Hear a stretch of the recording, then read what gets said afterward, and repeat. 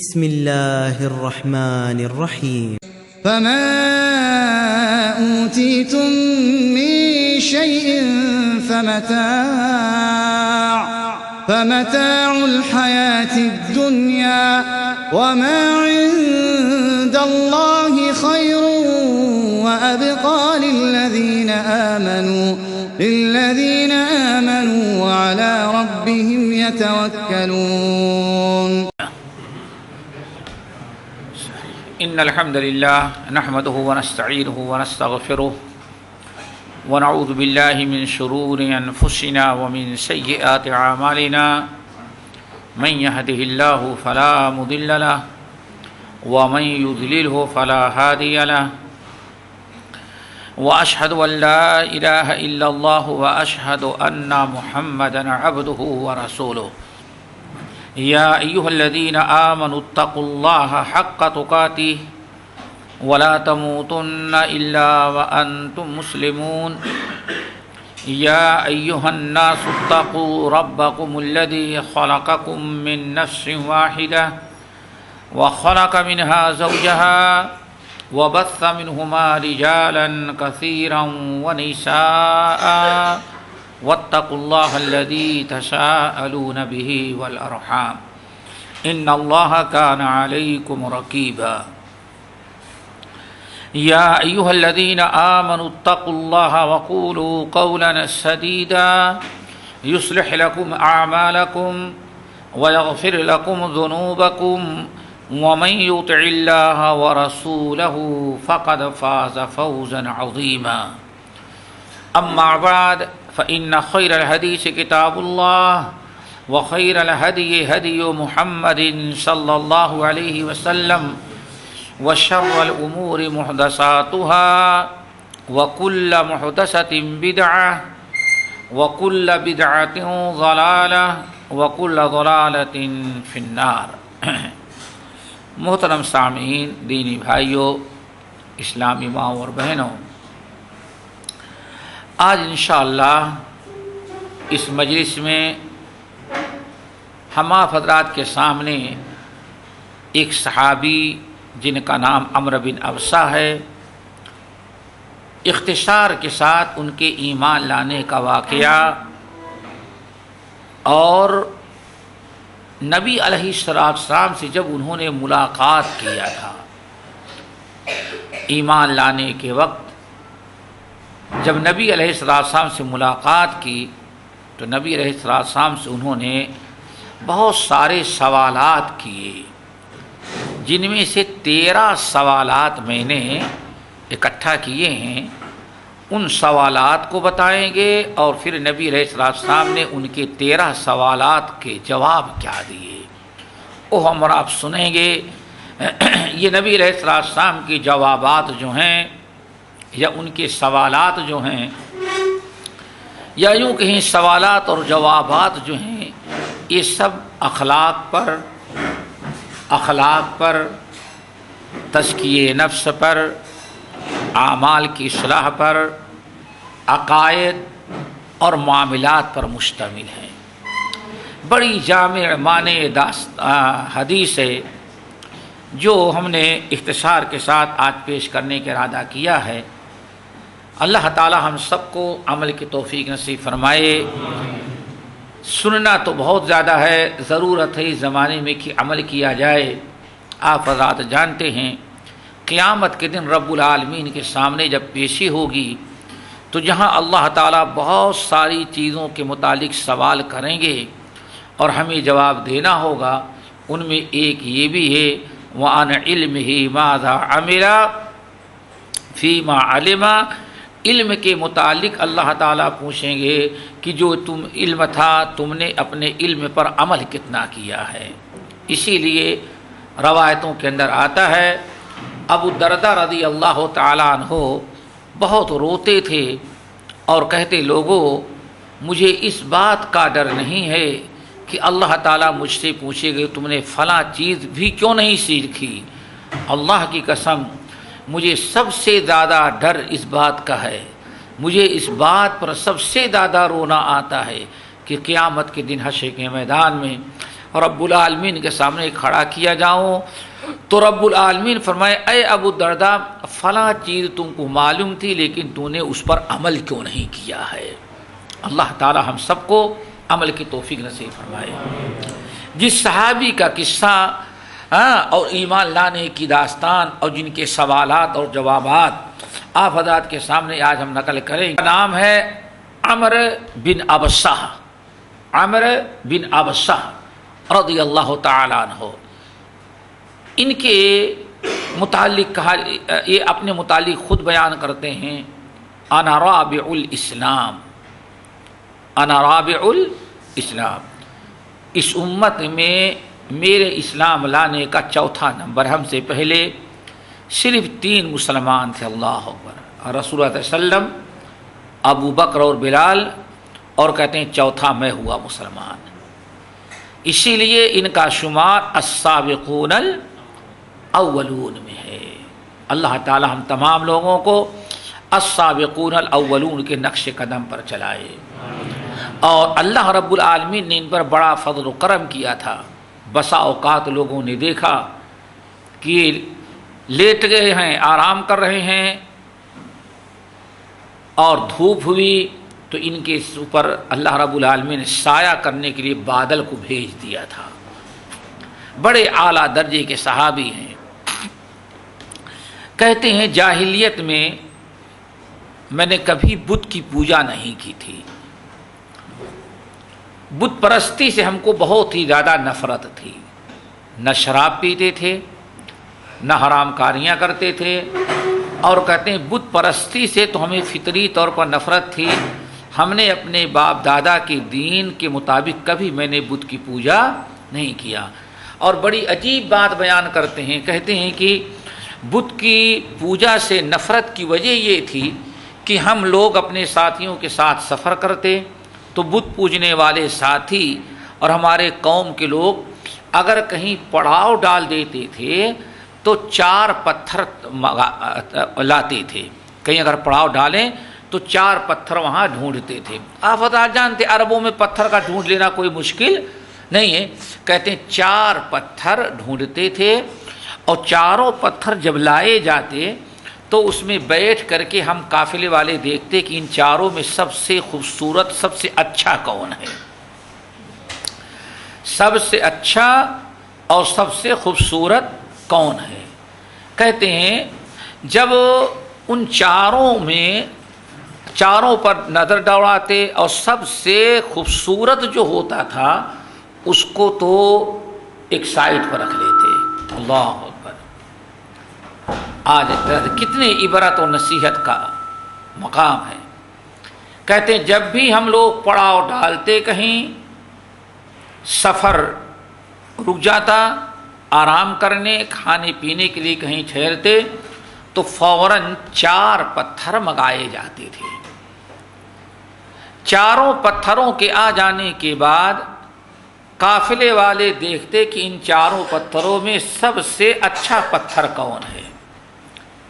سب سے اچھا پتھر جو ہوتا تھا اس کو تو رکھ لیتے تھے، اور باقی کتنے بچے؟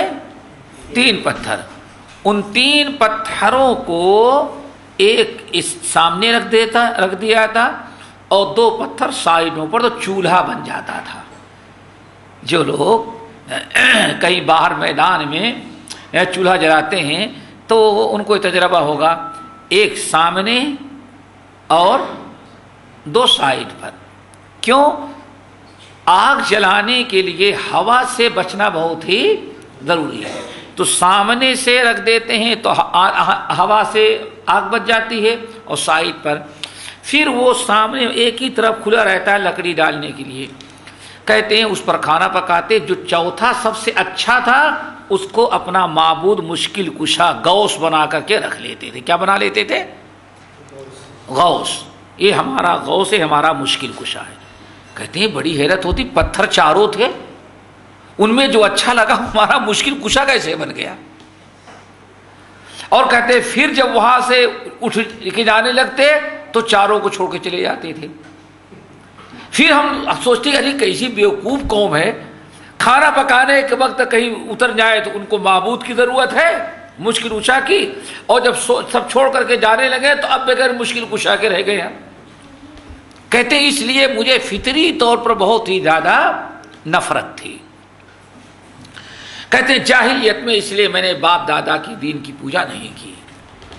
کہتے ہیں اسی اثنا میں ایک یہودی سے ہماری ملاقات ہوئی، تو میں نے اس یہودی سے کو دیکھا کہ وہ بت کی پوجا نہیں کرتا، چونکہ اہل کتاب میں بت پرستی نہیں ہے، گرچہ آج سب کچھ ان کے ہاں ہوتا ہے، تو بت پرستی والا دین تو تھا نہیں۔ اس یہودی کو دیکھا کہ بڑا ٹھیک ٹھاک لگ رہا ہے، تو میں نے اس یہودی سے کہا کہ بھائی ہم ایک ایسی قوم سے تعلق رکھتے ہیں جو لوگ پتھر کی پوجا کرتے ہیں، مورتیوں کی پوجا کرتے ہیں، ایسی چیزوں کی پوجا کرتے ہیں جو نقصان اور فائدے کے مالک نہیں، تو ہمیں کوئی دین بتاؤ۔ تو اس نے کہا دیکھو تم انتظار کرو، یہ مکہ جو تمہیں نظر آ رہا ہے یا اس کے قرب جوار میں ایک شخص پیدا ہوگا جو اپنے قوم کے بت پرست لوگوں کی مخالفت کرے گا، اور دنیا میں اسی کے پاس سب سے اچھا دین ہوگا، انتظار کرو، جب وہ پیدا ہو جائے تو اس کی اتباع کرنا، سچا دین تمہیں مل جائے۔ اللہ اکبر۔ عمرو بن ابسہ رضی اللہ تعالیٰ عنہ کہتے ہیں اب میری ساری توجہ ہر گزرنے والے کے متعلق یہی ہوتی تھی، یہ شاید کوئی نئی خبر لے کے آئے کہ مکے میں یا مکے کے قرب جوار میں کوئی نبی ایسا شخص پیدا ہوا ہے جو اس طرح سے دعوت دے رہا ہے اور بت پرستی سے لوگوں کو منع کر رہا ہے۔ کہتے ہیں ایک عرصہ گزر گیا، جو بھی ادھر سے آتا جاتا نظر آتا اس کو ضرور پوچھتا بھائی کہاں کیا آ رہے ہو؟ ہم فلاں جگہ سے آ رہے ہیں۔ کہا کہ آخرکار وہ وقت آیا، وہ وقت پہنچا کہ ایک شخص سامنے سے آ رہا تھا۔ میں نے کہا بھائی کہاں سے آ رہے ہو؟ کہا میں مکہ سے آ رہا ہوں۔ کہا مکے کے کیا حال ہے؟ کہا بہت برا حال ہے۔ کہا مکے کا حال تو بہت برا ہو چکا ہے۔ میں کہا ارے کیا ہو گیا؟ کیا برا ہو گیا؟ کہا ایک صاحب پیدا ہوئے ہیں جن کا نام محمد ہے اور صلی اللہ علیہ وسلم، اور وہ کہتے ہیں جتنے باپ دادا کی پوجا کرتے ہو طور طریقہ سب غلط ہے، وہ کہتے ہیں صرف ایک اللہ کی عبادت ہونی چاہیے، ان پتھر کی مورتیوں کی مخالفت کرتے ہیں، ان کو ختم کرنا چاہتے ہیں۔ کہا کہ کہتے کیا ہے؟ کہا وہ تو کہتے ہیں بس ایک اللہ وحدہ لا شریک کی عبادت کرو۔ کہا اس مسافر سے تو میں نے کچھ نہ کہا، لیکن مجھے اندازہ لگ گیا کہ وہ شخص یہودی نے جو ہمیں بتایا تھا شاید وہ شخص مکے میں آ چکا ہے۔ کہتے ہیں میں اپنے علاقے سے نکلا، تنے تنہا محمد صلی اللہ علیہ وسلم کے پاس پہنچا، مکہ مکرمہ آیا۔ یہ وہ زمانہ تھا کہ نبی علیہ السلام بہت ہی مخفی طور پر لوگوں سے ملتے تھے، کیونکہ آپ پر آپ سے ملاقات پر پابندی لگا دی گئی تھی۔ کہتے ہیں بڑے حیلے بہانے کے بعد میں نبی علیہ السلام کے پاس پہنچا، لیکن مکے کا ماحول یہ تھا کہ آپ اپنی جان بچاتے پھرتے تھے اور لوگوں سے ملتے بھی تو بہت پوشیدہ طور پر، اور مکے کا بچہ آپ کے بارے میں شیر بنا تھا، گالیاں دینا، برا بھلا کہنا، آپ کو قتل کرنے کی دھمکیاں دینا، آپ پر لعن طعن کرنا۔ کہتے ہیں بہرحال کسی صورت سے میں آپ کے پاس تک پہنچ گیا، آپ کے پاس گیا، آپ سے ملاقات کی، پوچھا کہ ما انتا، آپ کون کیا ہیں؟ اب پہلا سوال ما انتا، آپ کون ہیں، آپ کیا ہیں؟ من انتا نہیں بلکہ کیا پوچھا کہ ما انتا، آپ کیا چیز ہے؟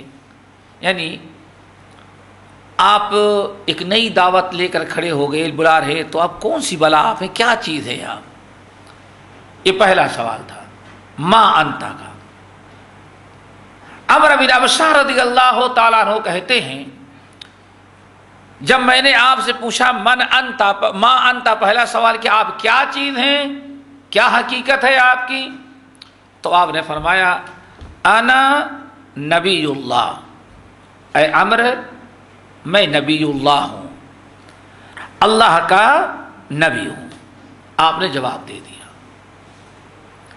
لیکن انہوں نے پھر ایک نئی چیز، چونکہ عرب کے لوگ امی تھے، اہل کتاب تو نبی رسول پیغمبر سب سمجھ، لیکن عرب کے لوگ جو تھے امی تھے، ان کے ہاں تو کوئی تصور ہی نہیں تھا. اس لیے عمرو بن ابسہ کہتے ہیں میں نے دوسرا سوال کیا، وما نبی اللہ، ہم نے آپ سے کہا کہ آپ کیا چیز ہے، تو آپ کہتے ہیں نبی اللہ، ہمیں یہی نہیں پتا کہ نبی اللہ کیا چیز ہے. تو آپ فرمائیں وما نبی اللہ، نبی اللہ کسے کہتے ہیں، کیا چیز ہے؟ رسول اللہ صلی اللہ علیہ وسلم نے ارشاد فرمایا نبی اللہ اس شخص کو کہتے ہیں جس کو اللہ تعالیٰ اپنا پیغام لے کر کے اپنے بندوں کی طرف بھیجتے ہیں. نبی اللہ کا معنی کیا ہے؟ رسول اللہ. رسول یعنی اللہ تعالیٰ کا پیغام اللہ تعالیٰ سے لے کر کے اللہ کے بندوں تک پہنچانا اور ان کو سکھلانا، اس کو کیا کہا جاتا ہے؟ رسول اللہ.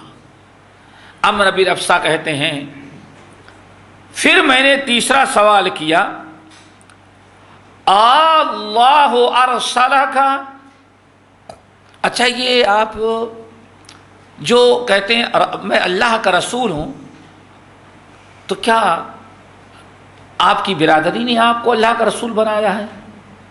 یہ آج کی اصطلاح میں کیا کہ الیکشن کر کے، آج تو الیکشن کا انتخاب کا معاملہ ہوتا ہے نا. آپ کہاں سے آئے ہیں؟ کس نے آپ کو بنایا؟ آپ کو کس نے رسول بنایا؟ کیسے آپ رسول بن گئے؟ اللہ ارسلک، اللہ کی قسم کھا کے بتائیے گا، کیا واقعی اللہ کی قسم کھائیں کہ اللہ نے آپ کو اپنا رسول بنایا، پیغام لے کر کے بھیجا ہے؟ سوال کتنا سخت. اللہ صرف نعم، میں اللہ کی قسم کھا کے کہتا ہوں، نہ میں الیکشن سے نبی بنا ہوں، نہ برادری نے بنایا ہے، نہ لوگوں نے ہمیں لقب دیا ہے. اللہ رب العالمین نے مجھے منتخب کر کے، چن کر کے ہمیں تو قیامت تک آنے والے لوگوں کے پاس اپنا پیغام لے کر کے رسول بنا کر کے بھیجا ہے. ان کو یقین ہو گیا. دیکھو کوئی حجت بازی نہیں، کیوں؟ بھوکے اور پیاسے جس کی تڑپ ہو اس کو حجت بازی نہیں کرتا، آسانی سے مسئلہ حل ہوتا جا رہا ہے. نمبر 4، 3 سوال ہو گئے نا. چوتھا سوال، اب اللہ، اچھا آپ یہ بتائیں کہ اللہ رب العالمین نے آپ کو جب رسول بنایا تو بِأَيِّ شَيْءٍ أَرْسَلَكَ، اللہ اکبر. آپ بتائیں آپ کو اللہ تعالیٰ نے رسول بنایا، ہم نے پوچھا، پہلا سوال کیا ما انت، آپ نے فرمایا نبی اللہ. میں نے کہا ما نبی اللہ، تو آپ نے فرمایا رسول اللہ. پھر میں نے کہا اللہ، اور اللہ نے آپ کو کہا، فرماتے ہیں واقعی اللہ نے ہم کو بھیجا. تو اچھا یہ ذرا بتائیں بِأَيِّ شَيْءٍ أَرْسَلَكَ، یہ چوتھا سوال. اللہ نے آپ کو اپنا پیغام لے کر کے انسانوں کی طرف بھیجا ہے، تو کون سا پیغام ہے بتائیے؟ اللہ تعالیٰ کے پیغام ہیں، تو کون سا پیغام لے کر کے بھیجا ہے آپ کو اللہ تعالیٰ نے؟ وہ پیغام ذرا بتائیں، مجھے سنائیں. اللہ اکبر. اور کہتے ہیں بس دائیں بائیں دیکھنا پڑتا تو کوئی سن نہ رہا ہو. کیوں؟ نبی سے ملاقات کرنا بھی جرم تھا، لیکن میں تحقیق کرنا چاہے تو اس لیے خوب بے تکلفی میں سوال کر رہا ہوں. آپ بتائیے بِأَيِّ شَيْءٍ أَرْسَلَكَ، آپ اللہ تعالیٰ کے رسول ہیں تو اللہ نے آپ کو کیا لے کر کے بھیجا، کیا پیغام ہے؟ تو رسول اللہ صلی اللہ علیہ وسلم نے ارشاد فرمایا، اللہ اکبر، 3 چیزوں کا تذکرہ کیا. اللہ نے ابھی مجھے 3 چیز لے کر کے بھیجی. کیوں؟ یہ اس وقت کی بات ہے جب کوئی بہت زیادہ روزہ نماز کا فرضیت کی نہیں فرضیت تھی. بِأَن يُوَحَّدَ اللَّهُ، نمبر 2 وَلَا يُشْرَكَ بِهِ شَيْءٌ، نمبر 3 وَصِلَةُ الرَّحِيمِ. اللہ اکبر. آپ نے فرمایا ابھی سر دست اللہ نے جو ہمیں پیغام لے کر کے بھیجا ہے، اپنا سب سے پہلا پیغام جو ہمیں امت کو اور قوم کو دینے کے لیے حکم دیا ہے، وہ 3 ہیں. نمبر 1 بِأَن يُوَحَّدَ اللَّهُ وَحْدَهُ، صرف ایک اللہ وحدہ لا شریک کا اقرار کیا جائے. اللہ لا الہ الا هو الحی القیوم، اللہ تعالیٰ کی وحدانیت کا اقرار کیا جائے. لیکن آج ہم مسلمان سب سے پیچھے اسی میں. اور ماشاءاللہ وہاں ایک کلمے کی دعوت تھی، ہمارے ہاں 5 ہیں گے 7، 5 کلمے کی دعوت. آج مسلمان ہو رہے تھے 5 کلمہ پڑھانا، اس کے باوجود شرک سے بات نہیں آتا، توحید نہیں آتی. اور وہاں ایک کلمہ تھا کہ لا الہ الا اللہ، بس محمد رسول اللہ. بِأَن يُوَحَّدَ اللَّهُ، اللہ نے سب سے پہلا پیغام مجھے جو دے کر کے قوم کو کی طرف پہنچانے کا، قوم کی کو جس پیغام الہی کی طرف بلانے کا حکم دیا ہے وہ یہ ہے کہ توحید باری تعالی، اللہ تعالی ہم مسلمانوں کو توحید نصیب کر دے. نمبر 2 شرک سے بچنا، ولا یشرک بہ شیء، اور اللہ تعالی کے ساتھ کسی بھی چیز کو شریک نہ کیا جائے. یہ تو کس کے حقوق ہیں؟ توحید پر قائم رہنا اور شرک سے بچنا. ایک اس کا حق ہے حقوق اللہ ہے. ہر انسان پر 2 قسم کے حقوق ہوتے ہیں، حقوق اللہ اور حقوق العباد. تو اللہ تعالیٰ کے حقوق میں سب سے پہلا حق کیا ہے میرے بھائیوں؟ وحدہ لا شریک. جیسے کہ حدیث کے اندر آتا ہے نبی علیہ السلام کے ساتھ ایک مرتبہ معاذ بن جبل رضی اللہ تعالیٰ عنہ آپ کے پیچھے بیٹھ کر کے جا رہے تھے، تو آپ نے اس موقع پہ کیا پوچھا؟ یا معاذ اتدری ما حق اللہ علی العباد وما حق العباد علی اللہ. اے معاذ، کیا تمہیں معلوم ہے کہ اللہ کا حق بندوں پر کیا ہے اور بندوں کا حق اللہ پر کیا ہے؟ معاذ بن جبل نے کہا اللہ ورسولہ عالم، اللہ اس کے رسول کو زیادہ بہتر علم ہے، اللہ اس کے رسول زیادہ جانتے ہیں، زیادہ بہتر علم ہے ان کو، اللہ کو اس کے رسول کو آپ بتائیں.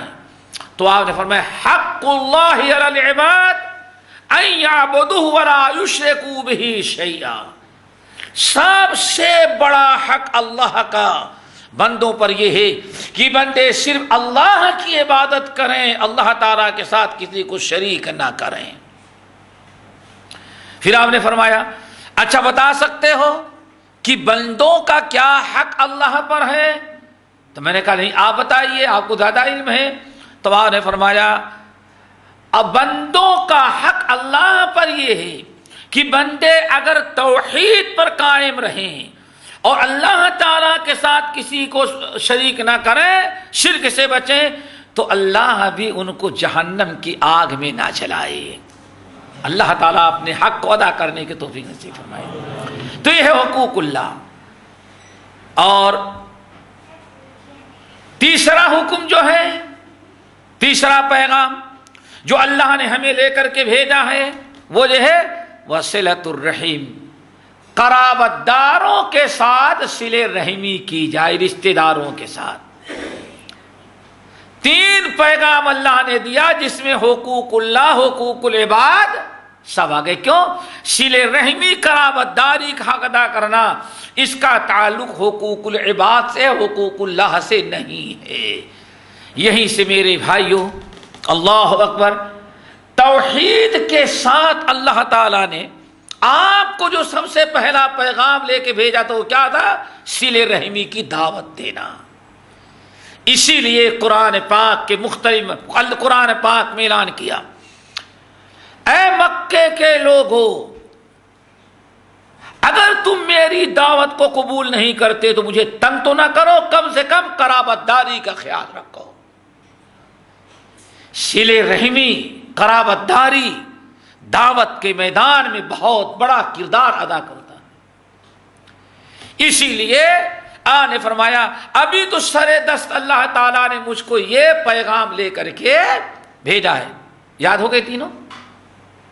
توحید، شرک سے اجتناب، صلہ رحمی.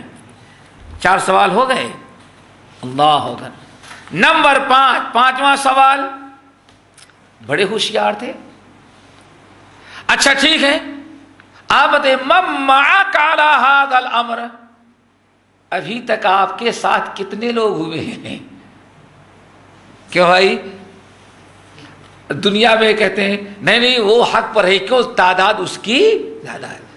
وہ الیکشن لڑتے لڑتے لڑتے لڑتے حلال حرام جائز ناجائز حق اور باطل میں بھی ہم ووٹنگ کرنے لگے. کدھر دیکھو ہاں کس کے ماننے والے زیادہ ہیں اور کس چیز کے ماننے والے کم ہیں. یہ میرے بھائی کم من فئۃ قلیلۃ غلبت فئۃ کثیرۃ، اگر یہی ہوتا تو اللہ تعالیٰ کے رسول کیوں بیان فرماتے؟ اللہ تعالیٰ کیوں بیان فرماتے قلیل من عبادی الشکور، میرے اکثر بندے ناشکرے ہوتے، تھوڑے ہی جو ہوتے ہیں وہ شکر گزار ہوتے ہیں. ہاں امام احمد بن حنبل رحمۃ اللہ علیہ نقل کرتے ہیں ایک دن عمر فاروق رضی اللہ تعالیٰ عنہ کی محفل جمی ہوئی تھی، ایک بدو کھڑا ہوا، اللہم اجعلنی من الاقلین، اللہ جو تیرے تھوڑے بندے ہوں گے انہیں میں ہم مسکین کو بھی شامل کر لینا اور ان کو عمر کو بھی شامل کر لے. اللہ ہوگا. عمر فاروق نے کہا بھائی حق، خاموش ہو جا بیوقوف، ایسی دعا کیوں مانگتا ہے؟ کہا امیر المومنین میں بالکل صحیح دعا مانگ رہا ہوں، آپ کو آمین کہنا چاہیے. آپ ہمارے اوپر غصہ ہو رہے ہیں کہ میں اللہم اجعلنی من الاقلین، اللہ جو تھوڑے سے لوگ ہوتے انہیں میں ہم کو بھی شامل کر لے. عمر فاروق پھر غصہ ہوتے ہیں. آخر کار اس لوگوں نے کہا امیر المومنین غصے ہونے کے بعد بدو سے پوچھیں کیوں اتنا اڑا ہوا ہے؟ تو بدو نے کہا امیر المومنین قرآن کی فلاں آیت میں دیکھیں اللہ نے فرمایا قلیل من عبادی الشکور، ہمارے تھوڑے سے بندے شکر گزار ہوتے ہیں، تھوڑے سے بندے ایمان والے ہوتے، سارے تو کافر ہی رہتے ہیں، سارے تو شکر کرتے ہیں. 25 آیتیں پیش کی. اللہ اکبر. اللہ تعالیٰ سے دعا کرو یہی تواضع آج ہمارے اور آپ کے اندر آ جائے. جیسے اس نے چند آیات پڑھی عمر فاروق مارے جوش میں کھڑے ہو گئے اور کہا اے لوگوں یاد رکھو کل الناس افقہ من عمر، جتنے لوگ بیٹھتے ہیں ان میں سب عمر سے زیادہ دین جانتے ہیں. یہ بدو بھی عمر سے زیادہ دین جانتا ہے. اللہ اکبر. یہ تواضع تھی عمر فاروق. کل الناس افقہ من عمر. تو بہرحال اس نے عمر بن ابشہ رضی اللہ تعالیٰ عنہ نے 5واں سوال کیا من معک علی ھذا الامر. اچھا ابھی تک آپ کے دین پر کتنے لوگ ہو چکے ہیں؟ اور دوسرا سوال یہ بھی ہے، معنی یہ بھی ہے کس قسم کے لوگ؟ 3rd کلاس کے لوگ یا کیا لو کلاس کے لوگ؟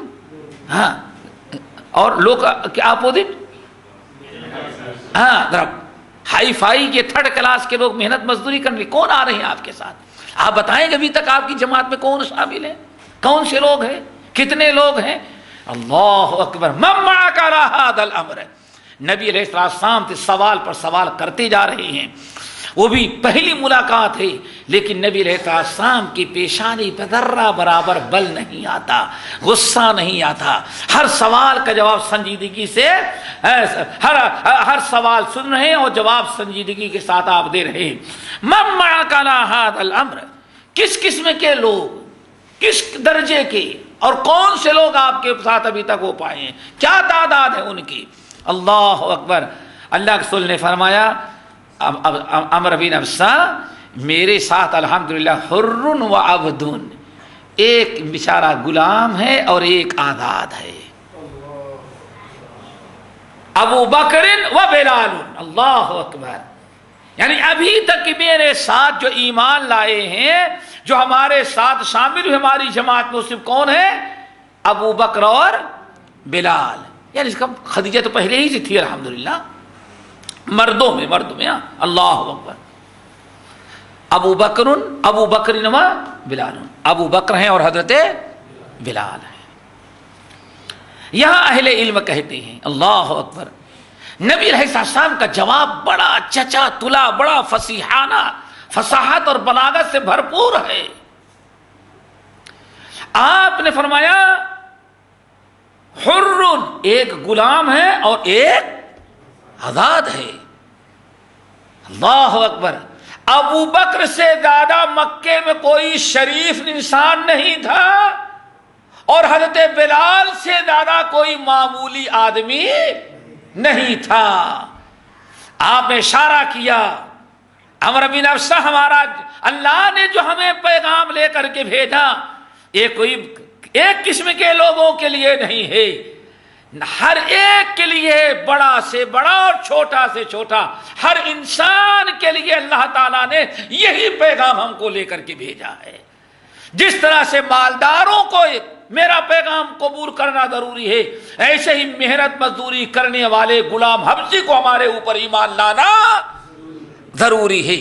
یہ بہت کمال ہے کسی دین کی، کسی نظریات کی، کسی افکار کی۔ کیوں؟ ایک ہی دین ہے، ایک ہی کلمہ ہے، ایسا با کمال ہے کہ وہی بڑوں کے لائق ہے۔ بڑا یہ نہیں کہہ سکتا بھائی میرے معیار کا نہیں ہے، چھوٹا یہ نہیں کہہ سکتا ہمارے اسٹینڈرڈ سے یہ، ہمارے لوگ درجے سے بہت یہ اعلیٰ ہے، ہم اس پر نہیں چل سکتے۔ اللہ اکبر۔ اسی لیے ذرا دیکھیں مسلمان اسلام ایک ایسا مذہب ہے کہ یہاں کوئی اونچ نیچ کا تصور باقی نہیں رہ جاتا۔ اور اگر دیکھنا ہو تو چلے جاؤ، سال کا سب سے بڑا اجتماع ہمارا جو ہوتا ہے عیدگاہوں میں ہوا کرتا ہے۔ عیدگاہ میں جو پہلے پہنچ گیا اسی کی پہلے صف ہے، کوئی یہ نہیں ہٹا سکتا کہ ہاں تم بڑا معمولی قسم کے آدمی ہو، پیچھے جاؤ۔ اللہ اکبر۔ کہا جاتا ہے ہمارے استاد تھے شیخ محمد عمر فلاطہ رحمۃ اللہ علیہ، مدینہ یونیورسٹی کے جو جنرل سیکریٹری تھے، وہ کہنے لگے کہ ایک مرتبہ ملک فیصل رحمۃ اللہ علیہ، اللہ ان کی قبر کو نوروں سے بھرے، وہ مکہ آئے عمرہ کرنے کے لیے، تو شاہی مصلی لے کر کے آیا تھا وہاں سے۔ جب ریاض سے آئے ہیں تو ان کے جو خادم تھے، ان کا جو باڈی گارڈ، ان کے ساتھ جو لوگ آئے تھے، وہ باقاعدہ شاہی مصلی بھی لے کر کے آئے تھے۔ ملک فیصل رحمۃ اللہ علیہ حالت احرام میں اپنے ساتھیوں کے ساتھ خانہ کعبہ کا طواف کر رہے تھے۔ جب آخری چکر میں تھے تو خادم نے مقام ابراہیم پر آ کر کے مصلی بچھا دیا تاکہ ان کو انتظار نہ کرنا پڑے۔ اللہ اکبر۔ اور وہاں وہ کھڑا، اب مصلی بچھا دینے کے بعد خدام جو تھے دو چار، ان کی نگاہ ملک پر تھی کہ ملک فیصل اب حجر اسود پر پہنچے ہیں، چند لمحے میں آ جاتے ہیں۔ ان کی نگاہ ادھر تھی، ادھر کوئی ایک عام حاجی دیکھ رہا تھا، اچھا مصلی بچھا ہے۔ اللہ اکبر، اللہ اکبر کہہ کے نیت باندھ لیا۔ اللہ اکبر۔ جیسے ویسے ادنا درجے کا حاجی، معلوم پتا نہیں ہمارے یہاں کا تھا، ایرانی تھا، دورانی تھا، کہاں کا تھا، اجمی تھا، یارکی تھا، اس نے دیکھا اچھا مصلی بچھا ہوا ہے اور یہاں جگہ کم ملتی ہے، باڈی گارڈ کی نگاہ ملک پر ہے، اور وہ آ کر نیت باندھ کے کھڑا ہو گیا۔ وہ نیت باندھ کے کھڑا ہوا، ملک فیصل رحمۃ اللہ علیہ پہنچ گئے وہاں۔ اب باڈی گارڈ پریشان، ملک کیا کہیں گے؟ ملک فیصل نے فوری طور پر اس جیسے باڈی گارڈ نے سوچا کہ ہاتھ لگا اس کو رکھا، منع، ہرگز نہیں، یہ اللہ کا گھر ہے، پہلے وہ آیا، اس کا حق ہے، ہمارا حق بعد میں ہوگا۔ آ گیا عین لڑائی میں اگر وقت نماز، قبلہ رو ہو کے دمی بوس ہوئی قوم حجاز، ایک ہی سب میں کھڑے ہو گئے محمود و ایاد، نہ کوئی بندہ رہا نہ کوئی بندہ نواز۔ انما المؤمنون اخوہ، میرے بھائیو۔ تو آپ نے ارشاد فرمایا اے عمرو بن ابسہ، اے میرا دین جو ہمیں اللہ نے جو پیغام لے کر کے بھیجا ہے، وہ ایسا کوئی یہ نہیں کہہ سکتا یہ ہمارے لیے ہم کو سوٹ نہیں کرتا، جیسے آج ہے مسلمانوں نے جو بنا رکھا ہے۔ نہیں بھائی ٹھیک دین تو یہ، لیکن ہمارے ماحول میں سوٹ کیا کہتے کرتا بھائی، یہی کہتے ہیں نا۔ ہاں ٹھیک ہے اسلام ہے اپنی، ہم بھی مانتے ہیں، لیکن اب اس کو لے کے چلیں گے تو ماحول سے وہ مناسب ہے، ماحول کے مطابق نہیں۔ حضرت بلال ہے غلام مکے کا، اور دوسری جانب ابو بکر صدیق، جن سے شریف اللہ کے رسول کے بعد پورے مکے میں کوئی انسان نہیں تھا۔ پوری آپ تاریخ پڑھ ڈالیں۔ اللہ اکبر۔ یہ تین ہمارے ساتھی، اسی لیے اب کتنے مسلمان ہو گئے؟ اللہ کے رسول اور ابو بکر و بلال. عمر بن ابسا کہتے ہیں وَأَنَا رَابِعُ الْإِسْلَامِ، چوتھا میں ہوں. اسی لیے اپنے آپ کیا کہتے ہیں؟ انا رابع الاسلام، چوتھا میں. اللہ کتنے سوال ہوئے؟ 6 ہو گئے، 5 ہو گئے نا. نمبر 6. اچھا آپ کیا فرما رہے ہیں کہ ابو بکر اسلام لا چکے ہیں اور بلال، تو مل اسلام. اللہ اکبر. آپ بتائیں اسلام کس کو کہتے ہیں؟ کیوں ہم لوگ تو آج تک یہی سارے نئے نئے نام سننے میں آ رہے ہیں. مل اسلام، اسلام کیا چیز ہے؟ اسلام کس کو کہتے ہیں؟ اللہ اکبر. اسلام کی علامات کیا ہیں؟ نبی علیہ السلام نے فرمایا اے عمر بن ابسا، تم پوچھتے ہو اسلام کیا ہے، اسلام کی حقیقت کیا ہے، اسلام کی دعوت کیا ہے، اسلام کی علامات کیا ہیں؟ تو سن لو، طیب الکلام و اطعام الطعام. اللہ اکبر. سب سے بڑا اسلام اور اسلام کی سب سے بڑی خوبی اور اسلام کی سب سے بڑی علامت آپ نے فرمایا 2 ہے. وہ کیا ہے؟ طیب الکلام. پہلے تو یہ کہ کلمہ پڑھ لینے کے بعد، میرے لائے ہوئے دین کو قبول کر لینے کے بعد، اللہ تعالیٰ کا پیغام جو میں لے کے آیا ہوں وہ سب سے پہلے ایک حکم دیتا ہے کہ اپنی زبان کو مسلمان بنا لو. کس کو مسلمان بنا؟ زبان. طیب الکلام، زبان پاکیزہ ہو، زبان میٹھی ہو، زبان اچھی استعمال کرو، اپنی زبان کی اصلاح ہونی چاہیے. اللہ اکبر. اس سے ذرا اندازہ لگاؤ کہ اسلام میں زبان کا کیا مقام اور زبان کا کیا، زبان کی اصلاح کا. ابتدائی ایام میں وہ مرد مومن جو 4تھے نمبر کا مسلمان دنیا میں ہو رہا ہے، اللہ کے نبی علیہ السلام سے پوچھتا اسلام کیا ہے، تو آپ نے کیا فرمایا؟ طیب الکلام. اسلام کی سب سے بڑی خوبی یہ ہے کہ زبان انسان کی خوب پاکیزہ اور اچھی ہو. وَإِطْعَامُ الطَّعَامِ، اور دوسری چیز کیا ہے؟ اللہ تعالیٰ کی مخلوق کے ساتھ مہربانی ہو، بھوکوں مسکینوں کو برابر کھانا کھلایا جائے. اب تو ہمارے بھائی کہیں گے ہم مسلمان تو اس میں بہت پیچھے ہیں. کیوں؟ ہم اسلام مسلمانوں سے نہیں سیکھتے. آج ہم مسلمانوں کو بھی پہچاننا چاہتے ہیں تو وہاں سے جو آئے، انہوں نے کسی کو دہشت گرد کر دیا تو گرچہ بڑا نیک ہو دہشت گردی ہو گئے. کیوں؟ ہم سب کچھ کس کو اپنا سمجھ رکھے ہیں، وہاں سے جو کچھ آ جائے. اسلام بھی سمجھنا ہے، مسلمان کون سچا کون جھوٹا اس کے بارے میں ہمیں خبر کہاں سے آنی چاہیے؟ وہاں سے. اللہ اکبر. میرے بھائی، دنیا میں ایک ہی قوم ہے جو آج بھی اسلام کی اس خوبی کو باقی رکھے ہوئے ہے، وہ مسلمان قوم، مسلمان امت ہے. وہ کسی بڑے سے لے کر کے چھوٹے تک، انسان سے لے کر کے جانور تک، اگر اپنے رزق حلال کو ان پر خرچ کرتا ہے تو لا نرید منکم جزاء ولا شکورا.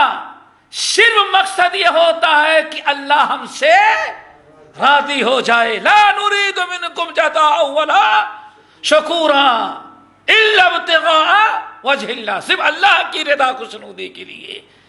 باقی آج جو کھلاتے ہیں، ہمارے اوپر مہربانی کرتے ہیں، زلزلہ آ جائے مدد بھیج دیتے ہیں، زلزلہ کو مصیبت سیلاب آ جائے تو کچھ بھیج دیتے ہیں، وہ تھوڑا سا دے کر کے پورے ملک پر قبضہ کرنے کا ارادہ بدبختوں کا ہوتا ہے. اللہ کی رضا مقصود نہیں ہوتی. یاد رکھنا، یہ سارے ہتھکنڈ اپنی حوث، اپنے نفسانی خواہشات اور اپنا جو پلان تیار رہتا ہے اس کو مکمل کرنے اور ہماری دولت، ہمارے خون کو چوسنے کے لیے انسانی ہمدردی کا نام لیا جاتا ہے، یا کم سے کم اپنے مذہب کا پرچار تو ضرور ان کا مد نظر ہوتا ہے. اور وہ بھی ہمارے ہی مال سے ہماری مدد کرتے ہیں. بے ایمان کبھی اپنا دیتے بھی نہیں، یہ بھی یاد رکھنا. کیوں؟ پابندی لگا دیں گے بھائی اپنے سے نہیں دے سکتے، کیوں یہ دہشت گردوں کو جائے گا، اس لیے میں جن کو کہوں گا ان کو دینا ہے۔ میرے بھائی یاد رکھو، اللہ کے رسول صلی اللہ علیہ وسلم سے پوچھا جا رہا ہے، ہم پوچھنے والے امر ابسا مل اسلام، اسلام کیا ہے؟ آپ نے فرمایا سب سے بڑی خوبی اسلام کی کیا ہے؟ اسلام کا سب سے بڑا عمل فرائض کے بعد کیا ہے؟ کلمہ پڑھنے والا مسلمان اپنی زبان کی اصلاح کر لے اور مسکینوں بھوکوں پریشان حال لوگوں کو کھانا کھلاتا رہے۔ ہمارا اسلام یہ ہے لا یشبع مومن وجارہ جائع، لا یؤمن، کوئی آدمی اس وقت تک مومن نہیں ہو سکتا، لا یؤمن وجارہ جائع، ایک مسلمان آسودہ ہو کر کے کھائے اور پڑوسی کے ہاں فاقہ ہو رہا ہو، آدمی مسلمان ہو ہی نہیں سکتا۔ اللہ کے رسول نے تعلیم دی ہے۔ نمبر 7، اچھا ایمان کیا ہے؟ اسلام تو سمجھ گئے، ایسا نہیں کہ سوچ رہے کہ ہاں مولوی صاحب نے بتا دیا کہ نماز تو اسلام میں ہے ہی نہیں ہے، ہاں یہ تو فرائض کے بعد، فرائض کے بعد اسلام کی خوبیاں بیان کی جا رہی ہیں۔ اچھا مل ایمان، یہ سوال نمبر 7 ہے۔ مل ایمان، ایمان کیا چیز ہے؟ یا رسول اللہ مل ایمان، ایمان کیا چیز ہے؟ ایمان کی علامت کیا ہے؟ ایمان کی سب سے بڑی خوبی کیا ہے؟ یہ آدمی ایمان لا لے گا تو اس میں تبدیلی کیا آئے گی، پتہ کیسے چلے کہ ہاں اس کے اندر ایمان آ چکا ہے؟ آپ نے فرمایا الصبر والسماحہ، الصبر والسماحہ۔ اب امر بنفسہ، ایمان لانے کے بعد ایمان کی سب سے بڑی خوبی آدمی کے اندر 2 پائی جائیں گی۔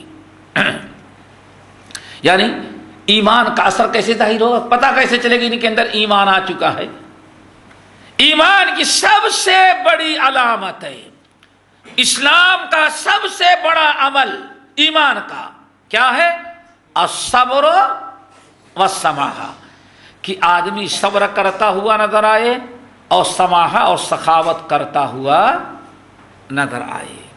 بعض لوگوں نے کہا ایک تو یہ صبر اور سخاوت، صبر کا مطلب اگر آپ غور کریں گے صبر کا مطلب 3 ہوتا ہے۔ نمبر 1، شریعت کی پابندی کرنے میں جتنی بھی تکلیفیں آئیں اللہ تعالیٰ کی فرما برداری آپ ترک نہ کریں، بالکل ڈٹے رہیں، ہر قسم کی مصیبت برداشت کریں، اس کو کیا کہا جائے گا؟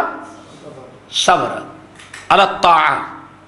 نمبر 2، اللہ اس کے رسول کی نافرمانی اور برائی سے بچنے میں کتنی بھی تکلیفیں آئے آپ تکلیف برداشت کریں لیکن نافرمانی نہ کریں، یہ کیا ہے؟ صبر ہے۔ اللہ تعالیٰ کے فیصلے کے مطابق آپ پر کوئی بلا، کوئی آفت، کوئی مصیبت جان کی، مال کی، اولاد کی آ جائے، آپ شکوہ شکایت نہ کریں، انا اللہ پڑھیں اور صبر کریں۔ یہ سب کے 3 طریقے ہو گئے، اور تینوں کا تعلق کس سے ہے؟ اللہ تعالیٰ کے حقوق سے ہے۔ یہ ہے صبر۔ کیا مطلب ہوا؟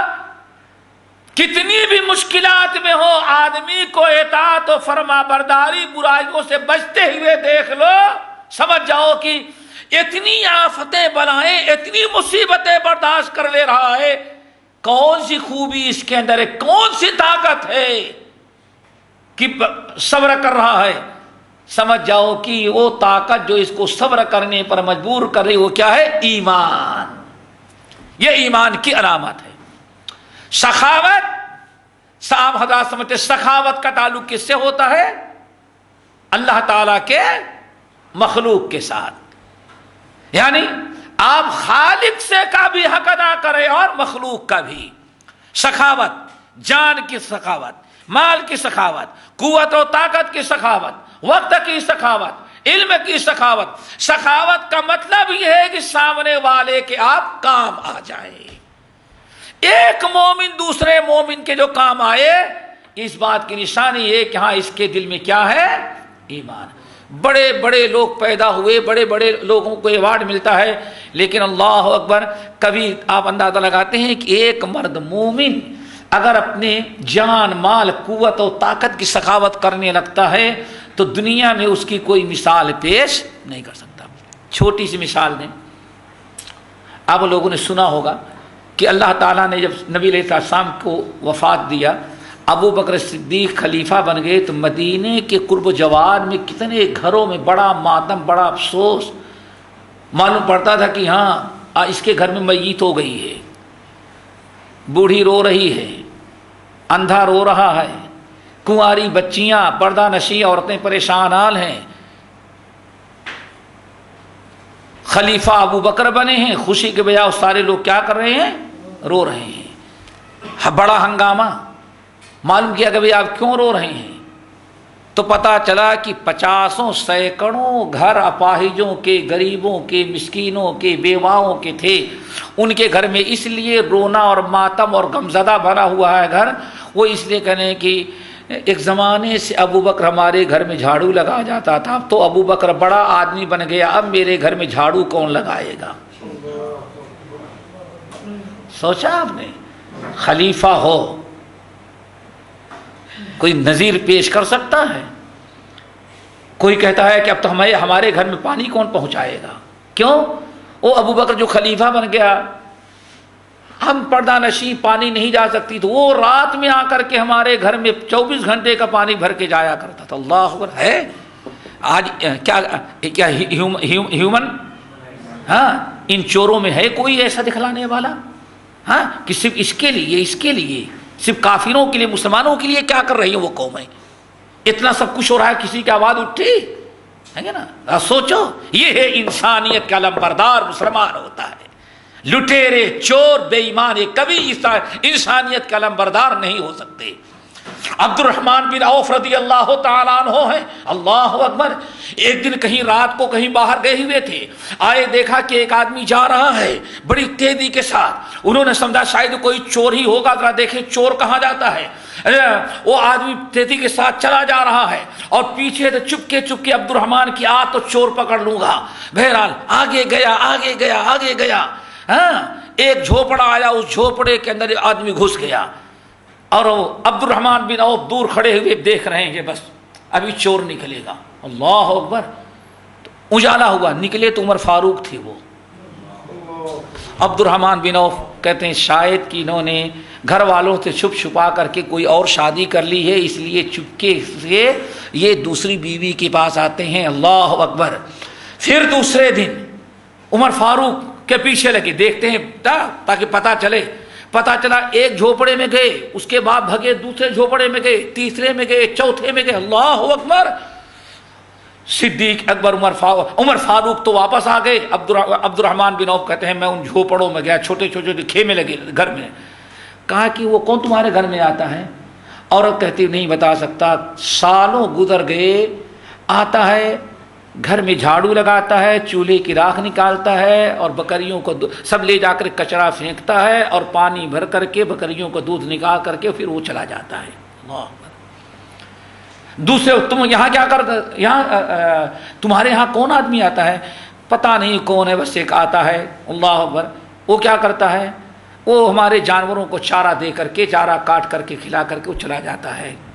بس کبھی کبھار ایسا ہوتا ہے کہ برتن پڑے رہتے ہیں اور نوکرانی نہیں ہے، بوڑھی عورت ہے، بس وہ برتن مانج کر کے مٹی لگا صاف کر کے دھل کے اللہ۔ عبد الرحمن بن عوف کہتے جتنے گھر میں گیا جاتے ہوئے دیکھا تھا اس شخص کو، ہر گھر میں گیا تو ہر گھر والا یہی کہتا تھا کہ ایک آدمی آتا ہے بوڑھا کام کر کے چلا جاتا ہے۔ کہتے ہیں میں نے زندگی میں اس بات پر افسوس کیا کہ عبد الرحمن تو کتنا نکما ہے کہ عمر فاروق کا پیچھا کرتا ہے۔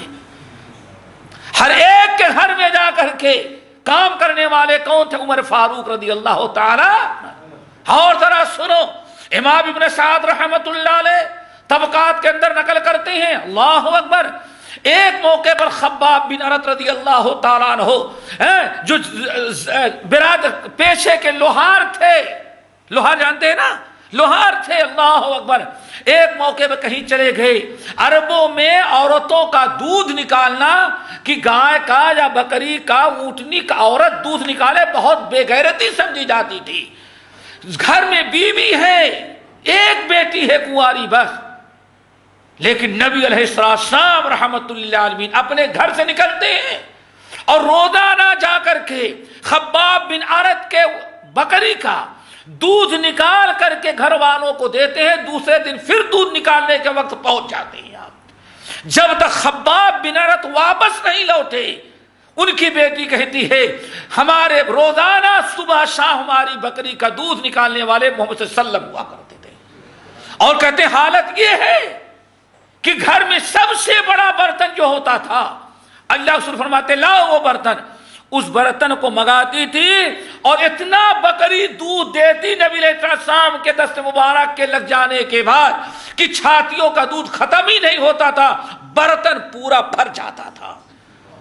اور جب میرے والد پھر واپس پلٹ کر کے آئے تو نبی علیہ السلام نے آنا بند کر دیا، تو پھر بکری کا دودھ بھی پرانے ہی مقدار پر پہنچ گیا. میرے بھائیوں، یہ ہے انسانیت کے علم بردار. یہ جو چوروں کی کمیٹی ہوتی ہے کبھی انسان کا علم بردار نہیں، بلکہ انسانیت کے خون چوسنے والے اسلام دشمن یہ طاقتیں ہوا کرتی ہیں. یہ ہے انسانیت. اللہ رسول نے کیا بیان فرمایا؟ اللہ اکبر. سب سے بڑا ایمان یا ایمان کی علامت کیا ہے؟ صبر اور سخاوت. اللہ اکبر. نمبر 9،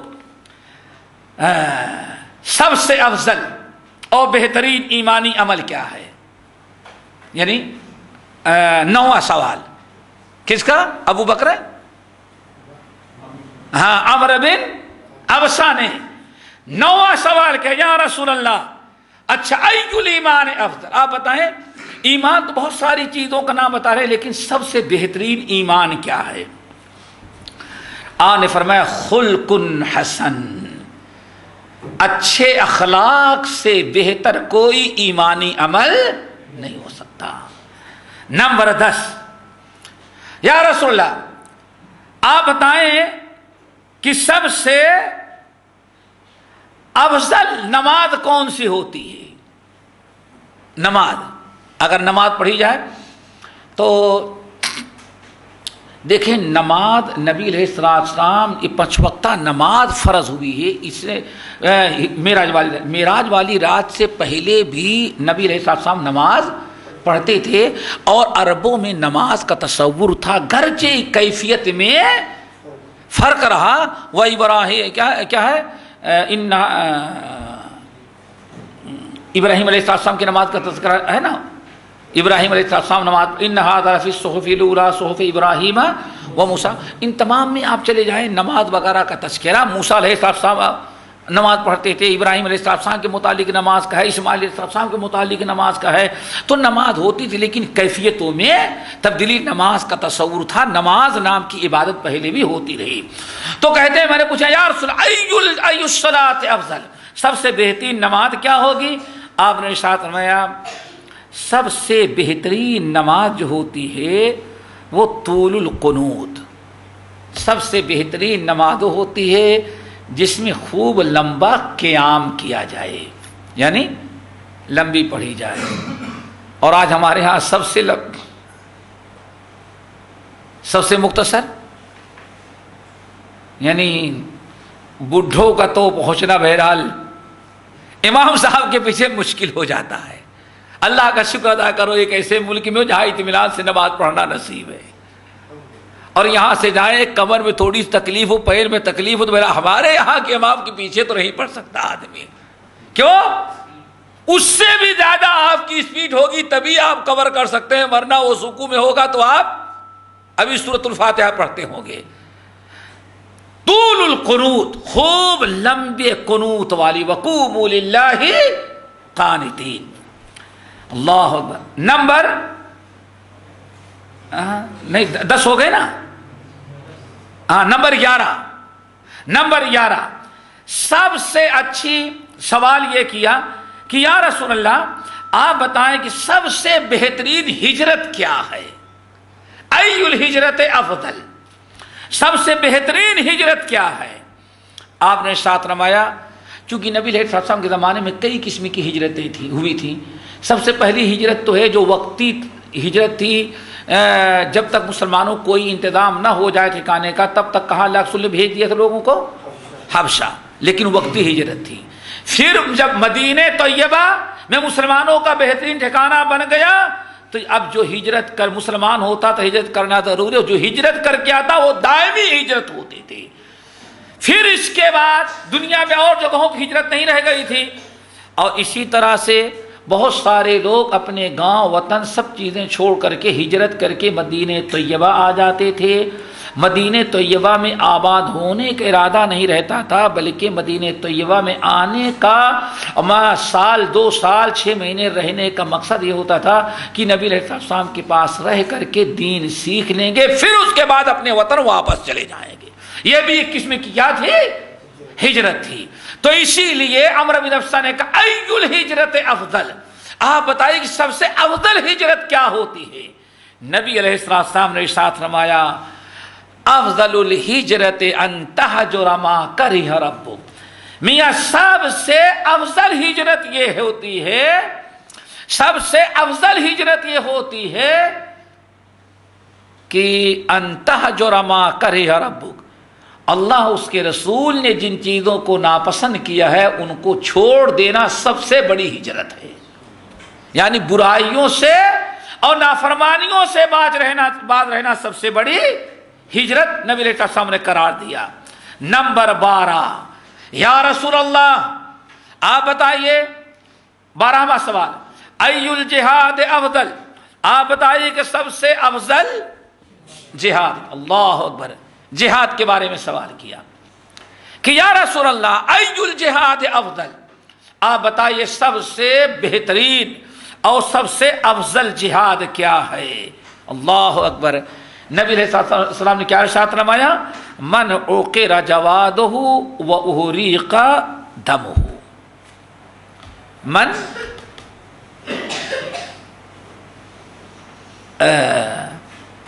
عقر جوادہ واحرق دمہ، سب سے افضل جہاد یہ ہے کہ آدمی شہید کر دیا جائے اور جس گھوڑے کو جہاد میں سواری کے لیے استعمال کیا تھا دشمن اس کے گھوڑے کو بھی قتل کر دے. یعنی کیا مطلب؟ جان مال ساری چیزیں اس کی ختم ہو گئی. یہ کیا ہے؟ سب سے افضل جہاد. 12 ہو گئے. پھر یہاں ایک چیز اور سنیں، پھر آپ نے ارشاد ثم عملان، ثم عملان. اللہ اکبر. پھر یاد رکھنا 2 عمل اور ہیں. اللہ اکبر. نبی علیہ السلام کی نصیحت ذرا دیکھو. ثم عملان ہما افضل الاعمال الا من عمل بمثلہما. اور 2 عمل اور ہیں. کیا مطلب؟ 2 نیکیاں اور ہیں. حالانکہ ان دونوں نیکیوں کے بارے میں عمرو بن افسہ نے سوال نہیں کیا. سوال کیا سب سے افضل نماز، افضل ہجرت، افضل جہاد، سب کچھ سب بیان کر دینے کے بعد آپ نے ارشاد فرمایا ثم عملان. جہاد سب سے افضل جہاد کیا ہے؟ جو آدمی خود قتل شہید کر دیا جائے اور جس کا مال سواری بھی سب کافروں نے لوٹ لیا ہو، ختم کر دیا ہو. ثم عملان، پھر 2 عمل اور ہیں اور وہ بڑے اہم ہیں. ہما افضل الاعمال، وہ سارے عملوں میں افضل عمل ہیں. ان دونوں عملوں کا ثواب کسی اور عمل میں کوئی نہیں پا سکتا مگر وہی شخص جو ان دونوں عملوں کو کر لے. ایک حج ہے اور دوسرا عمرہ ہے. یعنی آپ نے حج اور عمرے کی فضیلت بھی بیان کر دیا. نمبر 13، آخری سوال جو ہے کہ سب سے اچھا وقت دعا کے لیے، عبادت کے لیے، استغفار کے لیے، اللہ تعالیٰ کی طرف رجوع ہونے کے لیے، ہاتھ پھیلانے کے لیے سب سے اچھا وقت اور ٹائم کیا ہے؟ یا رسول اللہ ای الساعات افضل، سب سے بہترین وقت اور سب سے بہترین گھڑی کون سی ہوتی ہے خیر و برکت والی قبولیت دعا اور عبادت کے لیے؟ اللہ آپ نے فرمایا جوف اللیل الاخیر، جوف اللیل الاخیر یا آخر کہیں، جوف اللیل الاخر، آخری حصے کا درمیانی وقت، یعنی 4 حصے کر ڈالیں، پہلے 2 حصے کریں، نصف آدھی شام سے لے کر کے مثلا 12 بجے تک، اور 12 سے لے کر کے اذان فجر تک، یہ آدھا آدھا، پھر آخر جو ہے اس کا درمیانہ حصہ، درمیانہ حصہ کب ہوگا؟ جب نصف آخر کا آدھا وقت گزر جائے،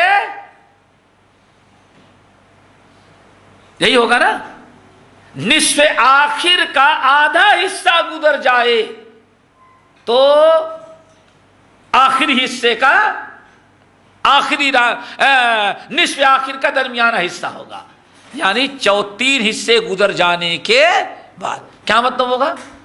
یعنی رات کے 4 حصوں میں سے آخری حصہ جو کر لو